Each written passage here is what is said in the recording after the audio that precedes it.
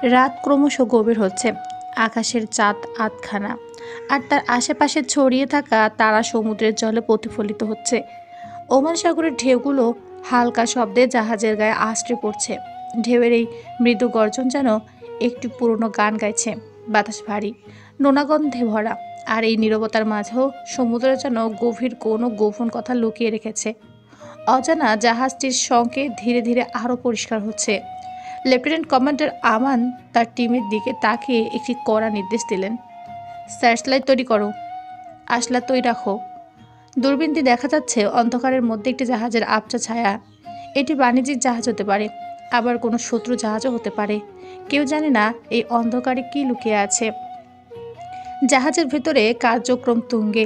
Machine রুমে ইঞ্জিনের শব্দ ক্রুরের কথোপকথনের চেয়ে জোরালো। রাডার রুমে প্রযুক্তিবিদরা মনোযোগ দিয়ে স্ক্রিনের দিকে তাকিয়ে আছে। তারা দ্রুত বিশ্লেষণ করছে এবং ব্রিজের রিপোর্ট পাঠাচ্ছে। ক্যান্টিনের এক কোণে কিছু নাবিক এক কাপ চা হাতে নিয়ে পরিস্থিতি পর্যবেক্ষণ করছে, যদিও তাদের মুখে টেনশনের ছাপ স্পষ্ট। সমুদ্রের মাঝখানে থাকা মানে হলো অনিশ্চয়তার মাঝে ভাষা। এই নির্যাতনতা শুধু নাবিকদের শারীরিক পরীক্ষা নয়, তাদের মানসিক দৃঢ়তারও চূড়ান্ত পরীক্ষা। গভীর রাতের অন্ধকারে সমুদ্রের নিচে হয়তো লুকিয়ে আছে সাবমেরিন, যা কোনো মুহূর্তে আঘাত হানতে পারে। আবার হয়তো কোনো জলদস্যুর জাহাজ ওত পেতে আছে শিকারের জন্য। দূরে দিগন্তের কাছে হঠাৎ করে কালো মেঘ জমতে শুরু করেছে। এটি হয়তো একটি সামান্য ঝড়, আবার হতে পারে ওমান সাগরের বেরি বেরি বাতাসের পূর্বাভাস। ঢেউয়ের গর্জন বাড়ছে, আর জাহাজের ইঞ্জিনের গতি আরও ত্বরান্বিত হচ্ছে। ক্রুদের সবাই প্রস্তুত, কারণ সমুদ্রের মর্জি বদলাতে বেশি সময় লাগে না। লেফটেন্যান্ট কমান্ডার আমান জানেন, এই মিশন শুধু একটি অভিযান নয়, এটি পাকিস্তানের সমুদ্র সীমা রক্ষার জন্য একটি গুরুত্বপূর্ণ দায়িত্ব।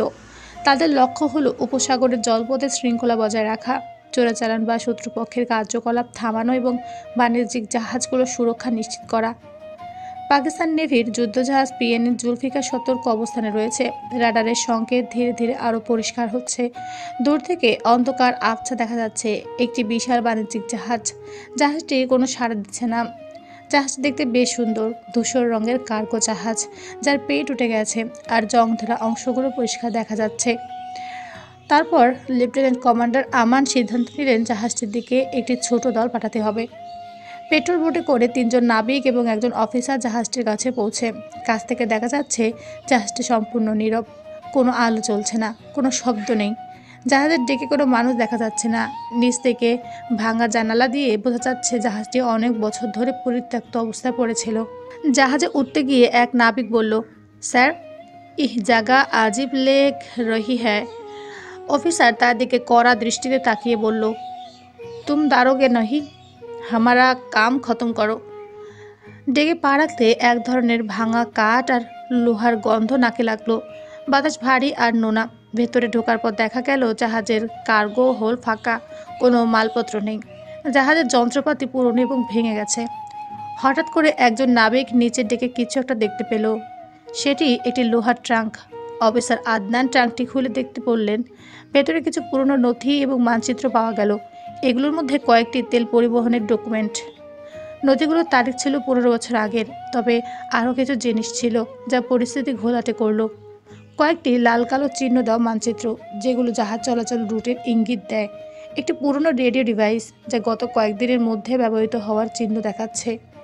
এই অদ্ভুত আবিষ্কার আমানের মনে সন্দেহ তৈরি করলো। তার মনে হলো এই জাহাজটি হয়তো পরিত্যক্ত নয়, এটি হয়তো শত্রুদের কোনো পরিকল্পনার অংশ। ঠিক এমন সময় রাডার রুম থেকে বার্তা এলো, স্যার, हमने एक और संकेत धर लिया है। 10 নটিক্যাল মাইল পর এক তেজ রফতার জাহাজে हमारे तरफ আস রাহা হে।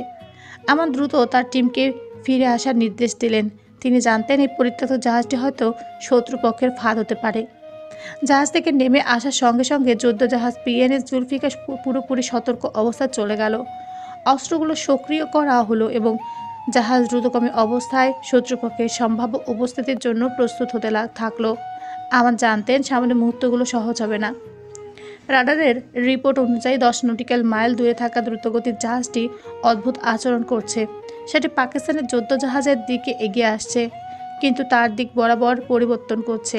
লেফটেন্যান্ট কমান্ডার আমান রাডার অপারেটরকে বললেন, জাহাজ কি রুখ দেখো, আগার হ্যাঁ অসুন্দরী ডকুমেন্ট কা হ্যাঁ তো ফরি রুখাও। কিছুক্ষণ পর ব্রিজে একটি সংকেত ভেসে এলো। অজানা জাহাজটি যোগাযোগের চেষ্টা করছে। তারা জানালো, এক তিজারতি তেলবাজি জাহাজ হ্যাঁ, হামারা জাহাজ নুকসান পৌঁছা হ্যাঁ, মদত জরুরত হ্যাঁ। তবে আমান সন্দেহ করলেন, কারণ এতদিন ধরে ওমান উপসাগরের অপহরণ এবং চোরাচালানের ঘটনা ঘটে আসছে। তিনি নিজেই রেডিওতে উত্তর দিলেন, আপকি পেহচান কি তসদিক কার হি হোগি, আপকা IMO নাম্বার বেহিজাইন। কিছু সময় চুপ থাকার পর তারা IMO নাম্বার পাঠালো। আমান সেটি দ্রুত ইন্টারন্যাশনাল মেরিটাইম অর্গানাইজেশন এর ডেটাবেস চেক করালেন। ফলাফল এলো নম্বরটি ভুয়া। এবার আমার নিশ্চিত হলেন এটি একটি শত্রুপক্ষের চাল। সম্ভবত এই দ্রুতগতির জাহাজ জলদস্যুদের দল, যারা নেভির জাহাজকে ফাঁদে ফেলার চেষ্টা করছে, অথবা এটি শত্রু দেশের কোনো গুপ্ত মিশন, যেখানে তারা পাকিস্তানের নৌসীমায় ঢুকে ধ্বংসাত্মক কার্যকলাপ চালানোর পরিকল্পনা করছে। অজানা জাহাজটি এবার আরও দ্রুত গতিতে পাকিস্তান নেভির দিকে এগিয়ে আসতে শুরু করলো। আমার ব্রিজে দাঁড়িয়ে তৎক্ষণাৎ সিদ্ধান্ত দিলেন, আসলা তৈরি করো, ইয়াতিয়াই গলি চালাও। যুদ্ধজাহাজ থেকে সতর্ক গুলি ছোড়া হলো। অজানা জাহাজটি আচমকা দিক পরিবর্তন করলো এবং পালানোর চেষ্টা করলো। কিন্তু ঠিক এমন সময় রাডার দেখালো আরও দুটি ছোট নৌযান পাশের দিক থেকে দ্রুত এগিয়ে আসছে। এদের গতি এবং আকার দেখে স্পষ্ট এগুলো আক্রমণকারী জলযান। সমুদ্রের লড়াইয়ে শুরু। আমান তার বন্ধুদের নির্দেশ দিলেন সামান্য কামান নিয়ে দ্রুতগতির জাহাজগুলোকে লক্ষ্য করতে, রাডার এবং অস্ত্রশস্ত্রকে আরও সক্রিয় রাখতে, এটি টহল নৌকা প্রস্তুত রাখতে, যাতে পরিস্থিতি সামাল দেওয়া যায়। তীব্র গতিতে গর্জে উঠল জাহাজের কামান। প্রথম গুলিতে একটি নৌযান ধ্বংস হলো। অন্য দুটি দিক পরিবর্তন করে পেছনে সরে গেল, কিন্তু দ্রুতগামী মূল জাহাজটি পালানোর চেষ্টা করছে। ঠিক তখনই যুদ্ধজাহাজের রাডারে আরও একটি সংকেত ধরা পড়ে। এটি ছিল একটি সাবমেরিন, যা সমুদ্রের গভীরে অবস্থান করছে। এটি সম্ভবত শত্রুপক্ষের এবং জাহাজকে লক্ষ্য করে ক্ষেপণাস্ত্র ছোড়ার প্রস্তুতি নিচ্ছে। আমান দ্রুত পরিস্থিতি বিশ্লেষণ করলেন এবং সাবমেরিন ধ্বংস করার জন্য একটি ডেপথ চার্জ জলমধ্যে বিস্ফোরণের জন্য বিশেষ অস্ত্র ব্যবহার করার নির্দেশ দিলেন। জাহাজ থেকে ডেপথ চার্জ ফেলা হলো। গভীর সমুদ্রের তলদেশে ভয়াবহ বিস্ফোরণ ঘটল, আর কিছুক্ষণের পর রাডার দেখালো সাবমেরিনটি ধ্বংস হয়েছে। অজানা দ্রুতগামী জাহাজটি ভয় পেয়ে পিছু হটল এবং পালিয়ে গেল। লেফটেন্যান্ট কমান্ডার আমান এবং তার টিম নিশ্চিত করল ওমান উপসাগরের পাকিস্তানের জলসীমা রক্ষা করা হয়েছে। পুরনো বাণিজ্যিক জাহাজটি পরিত্যক্ত অবস্থায় রেখে সেটি পুরোপুরি স্ক্যান করার জন্য একটি বিশেষ টিম পাঠানো হবে। সমুদ্রের বুক থেকে ভোরের আলো ফুটে উঠল। আমানের চোখে মুখে ক্লান্তি থাকলেও দায়িত্ববোধের আত্মবিশ্বাসে স্পষ্ট। চট্টগ্রাম সমুদ্র বন্দরের একটি হোটেল রুমে তখন জ্বলে উঠেছে আলো। মেহের ঢকঢক করে পানি খেয়ে নিজেকে শান্ত করতে চেষ্টা করলো। ভয়ঙ্কর স্বপ্ন দেখে তার মন প্রাণ সবকিছু উদ্বিগ্ন। মোবাইল হাতে নিয়ে প্রিয় আইডিতে টাইপ করে পাঠালো, আপনি ঠিক আছেন আমান? বরাবরের মতো উত্তর এলো না। মেহের চিন্তিত হয়ে বসে রইল। গতকালের ওই বার্থডে পোস্টের পর আর কোনো পোস্ট করা হয়নি আমানের আইডি থেকে। মানুষটি ঠিক আছে তো? পরদিন সকালে মায়ের সাথে ঢাকা ফিরে আসে মেহের। শুরু হয় তার নিত্যদিনের রুটিনে চলা। সকালে কলেজে যাওয়া, দুপুরে বাসায় ফিরে গোসল করে খেয়ে তারপর শায়লার সাথে কোচিংয়ে যাওয়া, বিকেলে পেরিয়ে যাওয়ার পর বাসায় ফেরা, সন্ধ্যার পর আবারও পড়তে বসা। তার মানে এই নয় সে আমানকে মনে করে না, আমান তো তার মনে থাকে। সে প্রতি সেকেন্ডে আমানকে মনে করে। উচ্চতর গণিতের সূত্র গেটে ফেলে আমানকে ভাবে। তার এই রুটিনের জীবনের মধ্যে পড়ার ফাঁকে, খাওয়ার ফাঁকে সে আমানকে মেসেজ পাঠায়। অস্থির মন বারবার প্রোফাইল চেক করে যদি কোনো পোস্ট আসে, কিন্তু না, আমানের আইডিতে আর কোনো পোস্ট করা হয়নি। মন নানান ভয় কাজ করে, সে ঠিক আছে তো? ক্লাসের মনোযোগী ছাত্রটা হুট করে অমনোযোগ ও অন্যমনস্ক হয়ে পড়ে। কোচিংয়ের সেরা ছাত্রীটাও সামনে সিট রেখে পেছনে বসে, কখনো একা কখনো বা শায়লাকে নিয়ে। মেহের নিজের মধ্যে গুটিয়ে থাকে অনেক। তার দুনিয়ায় মা বাবা ও আমান ছাড়া আর কারো অস্তিত্ব নেই। শায়লা ও পাভেলকে সে মাঝে মধ্যে ভুলে যায়। শায়লা সারাক্ষণ কানের কাছে জ্ঞান দিতে থাকে। তিনজন যখন কলেজ ক্যান্টিনে একসাথে হয় তখন ওই দুজন তাকে নিয়ে মজা নিতে ছাড়ে না। ওরা হয়তো ভাবে মজাই তো করছি, কিন্তু ওরা জানে না ওদের এই মজাটাও মেহেরের মনে কি তীব্রভাবে আঘাত করে। এই তো গতকাল পাভেল আমাদের ক্যারেক্টার নিয়ে বলছিল, পাকিস্তানের ছেলে, তার উপর এত বড় অফিসার, টিস্যুর মতো হয়তো মেয়েদের সাথে ডেট করে বেড়ায়। শুনে মেহের রেগে গিয়েছিল, তার চোখ ছলছল করছিল। পাভেল অবশ্য পরে সরি বলেছিল, কিন্তু তাতে কি যায় আসে? মেহের সেই থেকে উদ্বিগ্ন। যদি সত্যি আমাদের জীবনে কেউ থেকে থাকে, এমন ভাবনা যে আগে মনে আসেনি এমন নয়, এসেছিল, তবে মেহের গুরুত্ব দেয়নি। কিন্তু বাবিলের নতুন করে মনে করিয়ে দেওয়ার মনে চাপ লেগেছে। সত্যি কি আমার অন্য কারো? মেহেরের কোনো অস্তিত্বই কি ওই পুরুষের জীবনে থাকবে না? মেহের বই বন্ধ করে মোবাইল হাতে তুলে নিল, টাইপ করে পাঠালো, প্রিয় আমান, সমুদ্রে ছুটে বেড়াতে বেড়াতে তোমার কি প্রিয় মুখ মনে পড়ে না? মৃত্যুর মুখে দাঁড়িয়ে শেষবারের মতো কাউকে এক নজর দেখতে ইচ্ছে করে না? মনে হয় না তোমার কাউকে তীব্র ভালোবাসা উচিত? তোমার ওয়ালেটের এক পাশে কারো ছবি কি নেই? নাকি আছে, অথচ সে আমি নই? তোমার ব্যাপারে তো জানি না, তবে আমারটা বলি। চট্টগ্রাম থেকে এসে আমি তোমার একটা ফটো বের করেছি। আমার স্কুল ব্যাগে খুব যত্নে লুকিয়ে রাখি সেটাকে। মাঝে মধ্যে দরজা বন্ধ করে সেটা হাতে নিয়ে তোমার সাথে কথা বলি। আমি যেখানে যাই সেখানে তুমি থাকো, আমার সাথে আমার অনুভবে মিশে। দেখেছো, আপনি থেকে তুমিতে চলে গেছি। 7 মাসের আপনি রাকেই সমাপ্ত হলো। তবে আমি তোমাকে আজ থেকে তুমি করে বলবো। জাহানারা বেগম দরজায় করাঘাত করলেন। মেহের। মেহের মোবাইলটা পালিশের নিচে রেখে দিল, তারপর পড়ার টেবিলে বসলো বই খুলে। এসো মা। জাহানারা নুডলসের বাটিটা রাখলেন, মেয়ের চুল গুছিয়ে দিয়ে বললেন, খেয়ে নে আগে, বিকেল হয়ে এসেছে, আজ তো ছুটির দিন, এত চাপ নিতে হবে না। গোধূলি এক বিকেল। কর্নেল মাসুদুদ্দিনা তার অফিসের ডেস্কে বসে আছেন। বাইরে রোদের আলো ধীরে ধীরে কমে আসে। চায়ের কাপ পাশে রেখে তিনি তার বিশ্বস্ত সহকারী মেজর ফারুককে নির্দেশ দিলেন, মেজর, পাকিস্তানি নৌবাহিনী সদর দপ্তরে একটি বার্তা পাঠাতে হবে। একজন অফিসারের বিষয়ে জানতে চাইছি। মেজর ফারুক মাথা নেড়ে বললেন, জি স্যার, আমি প্রস্তুত। কর্নেল নিজেই বার্তার খসড়া তৈরি করলেন। এতে কোনো আবেগের ছাপ ছিল না, একেবারে আনুষ্ঠানিক ভাষায় লেখা। লেফটেন্যান্ট কমান্ডার আমান খান, সম্প্রীতির দায়িত্ব ও পেশাগত প্রোফাইল সম্পর্কে তথ্য প্রেরণের অনুরোধ জানাচ্ছি। প্রয়োজন হলে আমাদের সেনাবাহিনীর মাধ্যমে ভবিষ্যৎ সহযোগিতার জন্য আলোচনার প্রস্তাব রাখা যেতে পারে। সন্ধ্যায় বাবার সাথে কথা বলতে গিয়ে মেহের জানতে পারল বিষয়টি। মনে দারুণ এক উত্তেজনা তার। কর্নেল মাসুদ রানা বললেন, শীঘ্র তার বিষয়ে সব চলে আসবে। মেহের বাবার সাথে কথা শেষ করে মোবাইল বুকে চেপে ধরে বসে রইল। অপেক্ষার প্রহর কবে শেষ হবে? পাকিস্তানের করাচি নৌবন্দরের যখন বার্তাটি পৌঁছালো তখন এটি বেশ গুরুত্বের সঙ্গে বিবেচিত হলো। এমনিতে দুদেশের সেনাবাহিনীর মধ্যে পেশাদার যোগাযোগ থাকলেও এটি কিছুটা ব্যতিক্রমধর্মী মনে হলো। বার্তাটি সরাসরি নৌবাহিনীর একটি উচ্চ পদস্থ কমান্ডারের কাছে পাঠানো হলো। সেখান থেকে নির্দেশ এলো, লেফটেন্যান্ট কমান্ডার আমান খানের বর্তমান দায়িত্ব এবং সাম্প্রতিক রেকর্ড প্রস্তুত করুন। প্রয়োজন হলে তাকে সরাসরি জানিয়ে দিন। একদিন সকালে আমান তার শিপের দায়িত্ব পালন করছিল। তখন এক জুনিয়র অফিসার এসে জানালো, স্যার, এক पैगाम आया है, বাংলাদেশ আর্মি आपकी बारे में जानना चाहती है। আমান কিছুটা অবাক হলো। বাংলাদেশ আর্মি? কেউ? কিন্তু তার পেশাদার মনোভাবের কারণে সে বিষয়টিকে স্বাভাবিকভাবেই নিল। उनको जरूरी मालूमात भेज दा, कोई मदद जरूरत हो तो बताना। পাকিস্তানি নৌবাহিনী হেডকোয়ার্টার ইসলামাবাদ থেকে মাসুদ রানার নিকট মেল গেল। পাকিস্তান নৌবাহিনীর পক্ষ থেকে আপনাকে জানানো হয়েছে যে লেফটেন্যান্ট কমান্ডার আমান খান সম্পর্কে আপনার অনুরোধ অনুযায়ী প্রয়োজনীয় তথ্য পাঠানো হলো। আমান খান বর্তমানে পাকিস্তান নৌবাহিনীর একজন দায়িত্বশীল এবং অত্যন্ত দক্ষ অফিসার। তার সামরিক কেরিয়ার পর্যালোচনা করে আমরা নিচের তথ্য প্রদান করছি। পেশাদার দক্ষতা: লেফটেন্যান্ট কমান্ডার আমান খান একজন অভিজ্ঞ এবং উচ্চমানের অফিসার, যার পেশাদারি রেকর্ডে কোনো বিতর্ক নেই। তার নেতৃত্বে একাধিক অপারেশন সফলভাবে সম্পূর্ণ হয়েছে, বিশেষ করে জলদস্যু দমন এবং সামুদ্রিক নিরাপত্তা নিশ্চিতকরণের ক্ষেত্রে। অভিযান এবং প্রশিক্ষণ: তিনি বিভিন্ন সমুদ্র অভিযানে অংশগ্রহণ করেছেন এবং বিভিন্ন সেনা ও নৌবাহিনীর প্রশিক্ষণে তার যোগ্যতা প্রমাণিত হয়েছে। তার সামরিক কৌশল এবং নেতৃত্বের গুণাগুণ প্রশংসনীয়।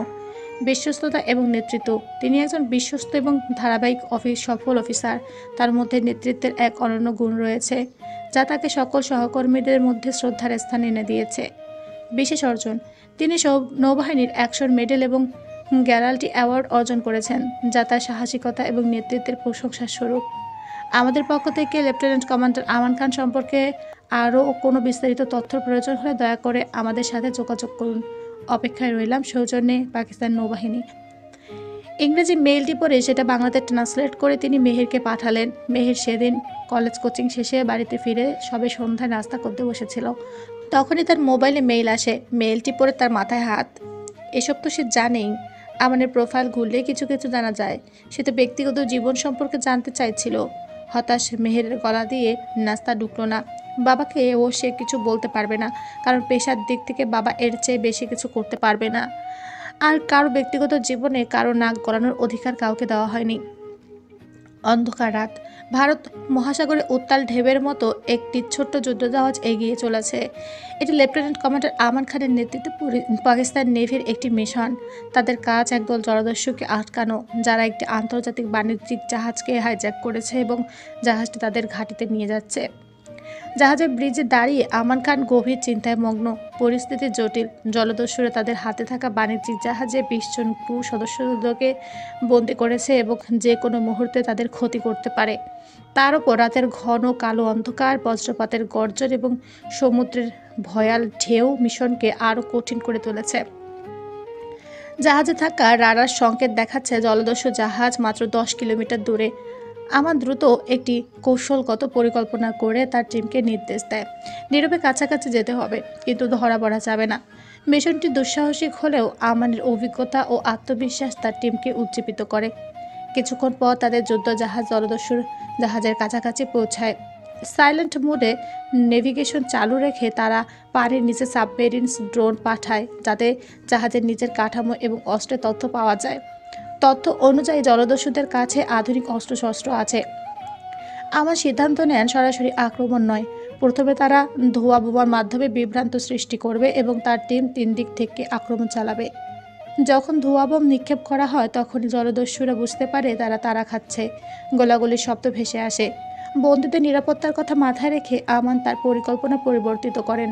তিনি নিজেই একটি ছোট র্যাপিড বোটে করে আরও 3 জন নেভি কমান্ডো নিয়ে জলদস্যুদের জাহাজে ওঠেন। জাহাজের ডেকে লড়াই শুরু হয়। জলদস্যুরা সংখ্যায় বেশি এবং তাদের পিছনে প্রাণঘাতী লক্ষ্য, কিন্তু আমান ও তার টিম প্রশিক্ষণে পারদর্শী। আমরা তীক্ষ্ণ দৃষ্টি এবং সুনিপুণ শারীরিক কৌশল কাজে আসে। একের পর এক জলদস্যুকে তারা নিস্তেজ করে।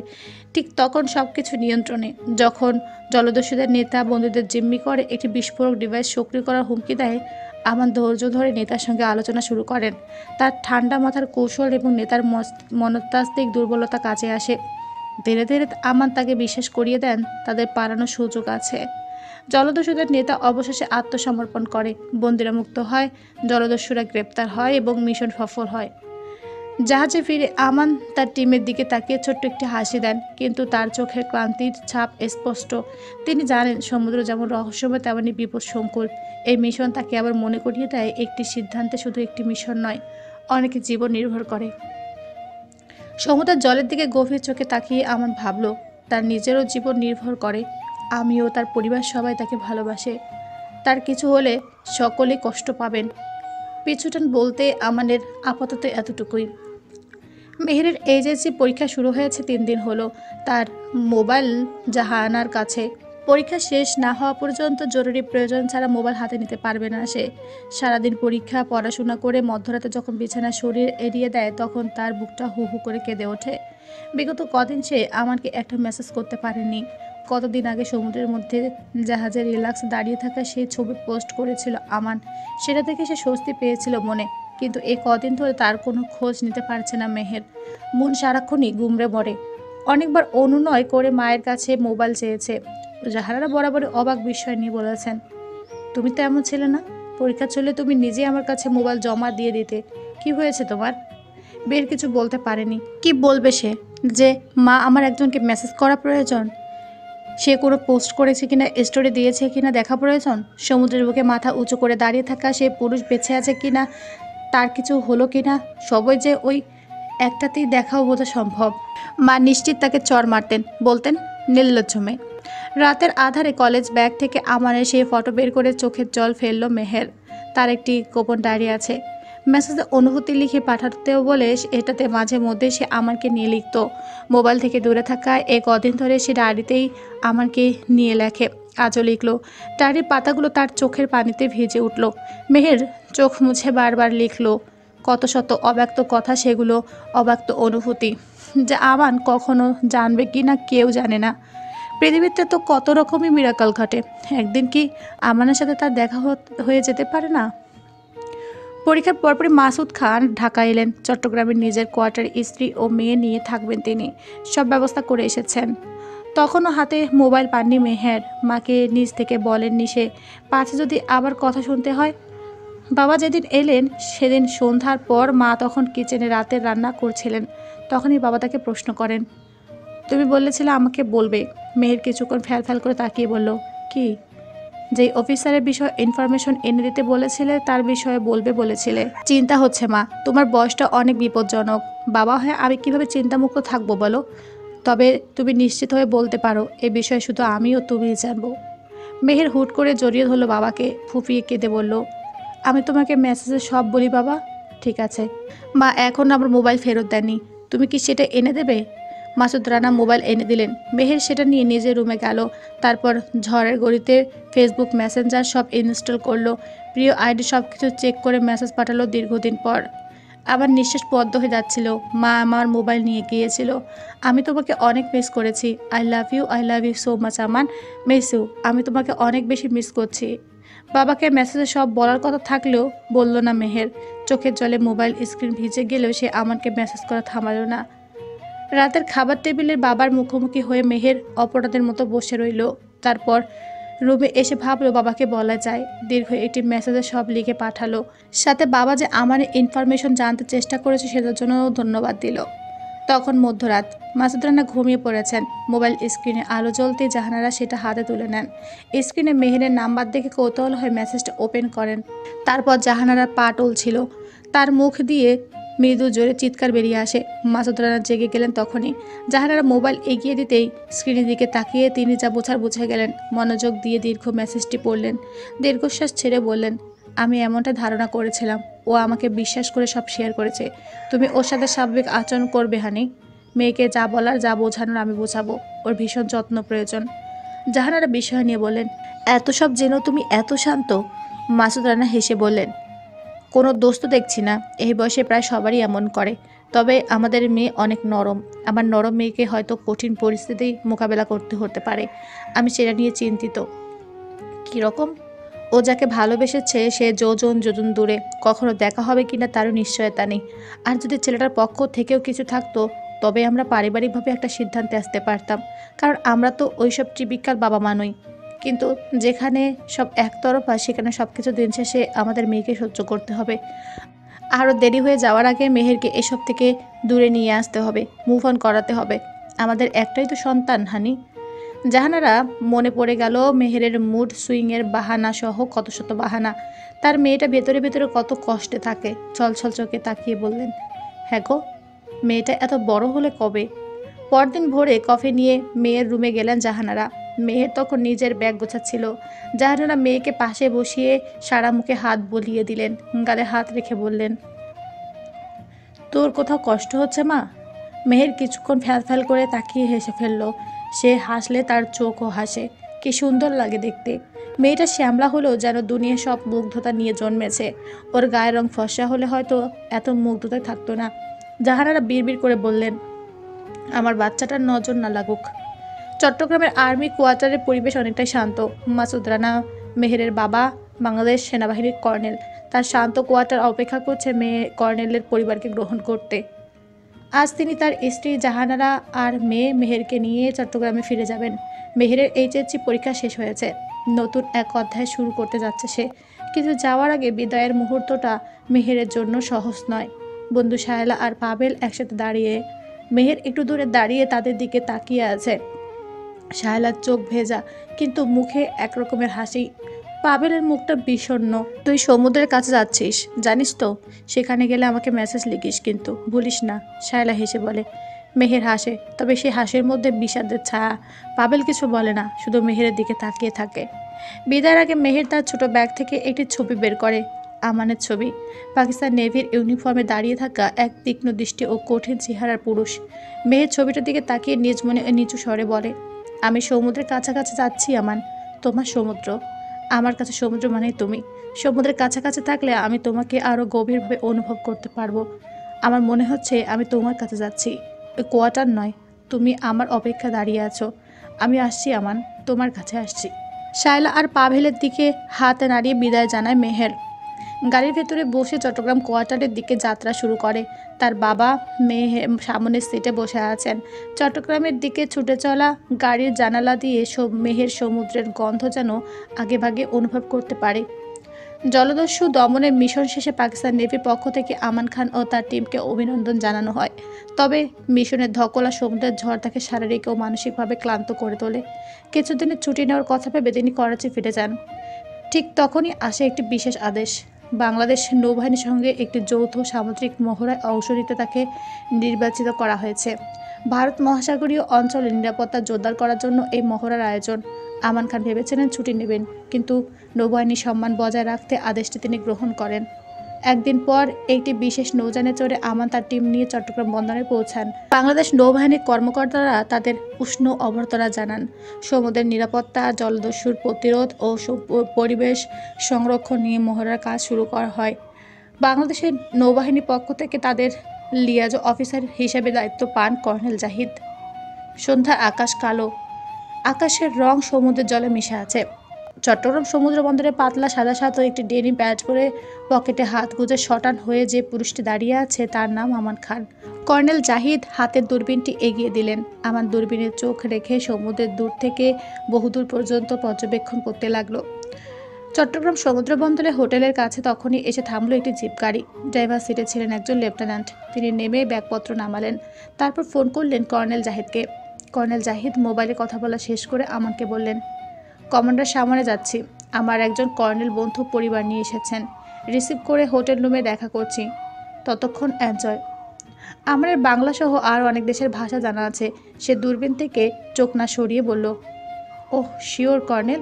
কোয়ার্টারে আরও 2 দিন পর যাবে তারা। মাসুদ রানার মিটিং রয়েছে এখানে। এগুলো সেরেই তারা কোয়ার্টারে যাবে। জাহানারা চোখে সানগ্লাসটা খুলে কাঁধের শালটা ঠিকঠাক করে নিলেন, তারপর নামলেন গাড়ি থেকে। মেহেরের সানগ্লাসটা চুলের উপর রাখা, সোয়েটারের বোতামগুলো খোলা। জাহানারা বোতামগুলো লাগিয়ে দিলেন। অনেক বাতাস মা, ঠান্ডা লাগে যাবে তোমার। মায়ের হাত ধরে মেহের সমুদ্র বন্দরে মাটিতে পা রাখতেই তার শরীরে তীব্র একটি বাতাসের ধাক্কা লাগলো। পরে নিতেই যাচ্ছিল, ধরে ফেলল মাসুদ রানা। মেয়েকে এক হাতে জড়িয়ে রেখে আরেক হাত বাড়িয়ে হাত মেলালেন বন্ধু জাহিদের সাথে। তারপর এগিয়ে চললেন হোটেলের দিকে। মেহের বলল, বাবা চলো আগে সমুদ্র দেখে আসি। জাহানারা বললেন, এখন না শোনা, প্লিজ মা একটু। মাসুদ রানা বললেন, ঠিক আছে, আগে ফ্রেশ হয়ে গরম কাপড় পরে নেবে, অনেক বাতাস ওখানে।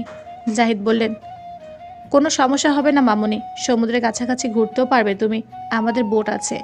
Thank you uncle, my pleasure. Hotel রুমে পৌঁছে মেহের ফ্রেশ হয়ে ডেনিম প্লাজোর সাথে কুর্তি পরল, উপরের লম্বা ওভারকোট।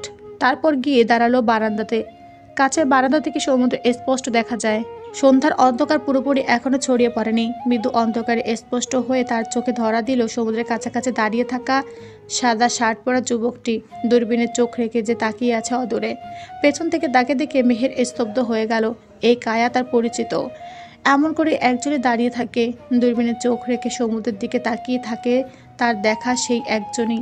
মেহেরের শ্বাস প্রশ্বাস দ্রুত হলো, পা টলতে লাগলো। কাঁচের জানালার উপরে সে তার হাতটা রাখলো। বরফ শীতল কাছে হাত রাখতেই ঠান্ডা জমে ওঠার মতো অবস্থা হলো তার। মেহের কাপা কাপা ঠোঁট নিয়ে অস্পষ্ট স্বরে ডাকলো, আমান। জাহানারা শাড়ি পাল্টে হাত মুখ ধুয়ে ওয়াশরুম থেকে বেরিয়ে এলেন। শরীরে গরম কাপড় জড়িয়ে মাফলার হাতে নিয়ে বারান্দায় এলেন। মেহেরের তখন শ্বাসরুদ্ধকর অবস্থা, তার গলা দিয়ে শব্দ বের হচ্ছে না, গলা শুকিয়ে কাঠ। জাহানারা পেছন থেকে বললেন, আয় এদিকে আয়, এটা পরিয়ে দিই, গলা বসে যাবে না হলে। মেহেরের কানে পৌঁছালো কি না বোঝা গেল না। সে আগের মতো বিস্ময় দৃষ্টিতে তাকিয়ে আছে সমুদ্রের দিকে। চোখের পানিতে গাল ভিজে হয়ে গেছে অনেক আগে। কী রে মেহের, এদিকে ঘুরে দাঁড়াবি তো? মেহের কোনো আওয়াজ করলো না। জাহানারা টেনে ফিরালেন। মেয়ের মুখ দেখে অবাক হয়ে বললেন, ও মা, তুই কাঁদছিস কেন? মেয়ের গলা দিয়ে অস্পষ্ট শব্দ করে বলল, মা কি হয়েছে বল। মেহের হাতের আঙ্গুল ঘুরিয়ে কাচের আবরণে ঢাকা সমুদ্র দেখালো। জাহানারা বুঝলেন না। সমুদ্রে তো যাবই, সেজন্য তো বলছি এটা পরে নে। মেহের মাথা নাড়িয়ে না বোঝালো, কি হয়েছে তোর? তোর বাবা সাথে যাবে না বলে মন খারাপ করছিস? তোর বাবা আমাদের নিরাপত্তার জন্য সব ব্যবস্থা করে গেছে, চলে আসবে 10টার দিকে। মেহের প্রায় চিৎকার করে কেঁদে উঠল, আশ্রে পড়ল মায়ের বুকে। তারপর হাতের আঙ্গুল দিয়ে ইশারা করে সমুদ্রের দিকে দেখিয়ে বলল, আমি তাকে দেখেছি মা। জাহানারা বিস্ময়ে চোখ বড় বড় করে উঠল। মেহেরকে সকালে তিনি বলেছেন যে তিনি সব জানেন, তারপর মেয়েকে অনেক বুঝিয়েছেন। মেহের শুধু চুপ করে শুনেছে। মায়ের কথাটাও ফেলে দেওয়ার মতো নয়। আমাদের সাথে কি সত্যি তার কখনো দেখা হবে? মায়ের যুক্তিতে মেহের হেরে গিয়ে বলেছিল সে চেষ্টা করবে এসব থেকে বের হওয়ার। সকালের কথা মনে পড়তে জাহানারা বুঝতে পারলেন মেহের কার কথা বলছে। তুই ভুল দেখেছিস মা। মেহের মাথা নাড়িয়ে না করলো। আমি তাকে সব অবস্থা চিনতে পারি মা, সে ছিল। জাহানারা গলায় মাফলার জড়িয়ে দিলেন। কাকে দেখেছিস দেখা তো। মেহের আঙুল দিয়ে ইশারা করে দেখাতে গিয়ে দেখলো সেখানে কেউ নেই, ফাঁকা জায়গাটা।